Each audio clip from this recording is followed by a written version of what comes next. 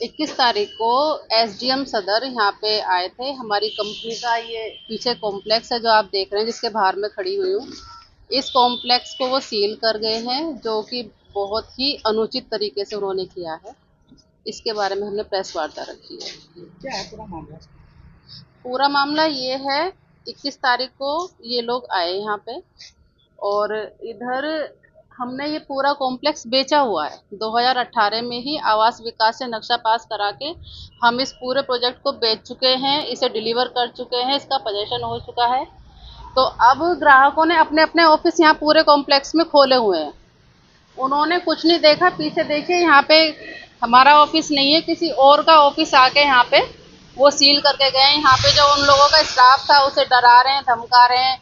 उनके सामान की सूची बनाई है कि ये सब नीलामी होगी, इसे बेचा जाएगा। और लड़के जो थे उनके ऑफिस के स्टाफ उनसे कहते कि इन्हें गाड़ी में डाल के ले चलो, पुलिस के पास लेके जाना है।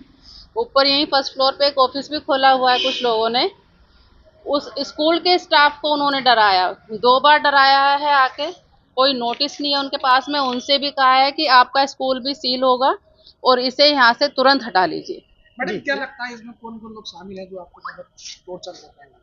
इसमें विपक्ष के लोग जो है प्रशासन के साथ मिलके वो इन चीज़ों को कर रहे हैं। मुझे तो ये लगता है क्योंकि मेरे पति कांग्रेस में है, विपक्ष की राजनीति वो करते हैं, तो उनके राजनीतिक प्रतिद्वंदी इस कार्य को अंजाम दे रहे हैं।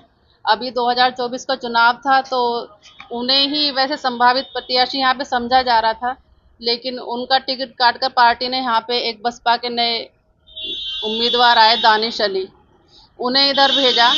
तो वो तब से ही उस चीज़ को वो पता नहीं दुश्मनी के रूप में ले रहे हैं। वो अपनी गलतियों से चुनाव हारे, लेकिन उन्हें लग रहा है कि सचिन जी ने उन्हें चुनाव हरवाया है। तो वो तभी से इन चीज़ों में लगे हुए हैं। यहाँ पे स्थानीय अधिकारियों से मिलके, कभी बीजेपी के जो हमारे सांसद हैं उनसे मिलके वो उनसे पूरी दुश्मनी निभा रहे हैं और तरह तरह की चीज़ें हमारे साथ करा रहे हैं। आपने रिकवरी की बात की है और ऑफिस सीज किया गया है, इसके लिए आपको पहले कोई नोटिस दिया गया है? हमारे पास कोई नोटिस नहीं आया और यहाँ पे आप देखेंगे एक प्लेन पेपर पे लिखकर, इस तरह का नोटिस कभी देखा नहीं होगा। किसी का ऑफिस आप सील करेंगे प्रॉपर, अगर उनके पास कोई रिकवरी आई है तो कोई पीछे से कोर्ट ने कहीं से भी उनके पास नोटिस भेजा होगा। तो एक तरीका होता है कि वो नोटिस वो मेरे पास लेके आते, मुझे बताते कि ये आपका कार्यालय है नहीं है। यहाँ पे मेरा ऑफिस नहीं है, मेरा कोई स्टाफ नहीं है, किसी और के ऑफिस पे वो कार्रवाई करके गए हैं। यहाँ भी सील कर दिया है, ऊपर भी सील कर दिया है। मुझे नहीं पता कि उनके मन में क्या चल रहा है, क्यों इन चीज़ों को कर रहे हैं। लेकिन मैं सोचती हूँ एक एसडीएम शहर में इसलिए होता है कि वो लोगों की सेवा करे, उनकी जीवन शैली को सुगम बनाए। और इस तरह की चीज़ें उन्होंने हमारे ग्राहकों के साथ में की है। मेरे ग्राहक बहुत ज़्यादा भयभीत हैं, उनमें रोष है। मुझे सभी लोग रात दिन फ़ोन कर रहे हैं कि मैडम ये सारी चीज़ें क्या हो रही हैं हमारे साथ। अभी कुछ दिन पहले को लेकर ये नोटिस लगाया गया है, रिकवरी बता रहे हैं, उसका वो क्या सीन है, क्या मामला है? रिकवरी के लिए जो अभी मेरी जानकारी में आया है, ये कोई केस बता रहे हैं कि शिवानी नाम की कोई ग्राहक है, उनका कोई उपभोक्ता कोर्ट में केस चल रहा है, तो ये उसकी रिकवरी है। लेकिन हमारा वो केस खत्म हो चुका है और उसमें जो अमाउंट है हमारा उनके साथ एग्रीमेंट हो गया है। उन्होंने अपना केस भी वापस ले लिया है, हमारा एग्रीमेंट हमने कोर्ट में भी सबमिट कर दिया है। वो लोग पैसे भी ले चुके हैं। देखिए ये वो एग्रीमेंट है। तो मुझे नहीं पता, वो लोग शायद यहाँ पे होमवर्क करके नहीं आए। कम से कम एसडीएम साहब को एक बार सोचना चाहिए था कि हम जहाँ पर जा रहे हैं, अब ये ऑफिस है, इन लोगों की पूरी साख यहाँ पे दाव पे लगी हुई है, पूरे जीवन की पूंजी लगाई है, अपना व्यापार कर रहे हैं। और जब से लोगों ने यहाँ पे देखा है कि यहाँ पे सील किया हुआ है ऑफिस, तो इनके व्यापार में बहुत बुरा असर पड़ा है।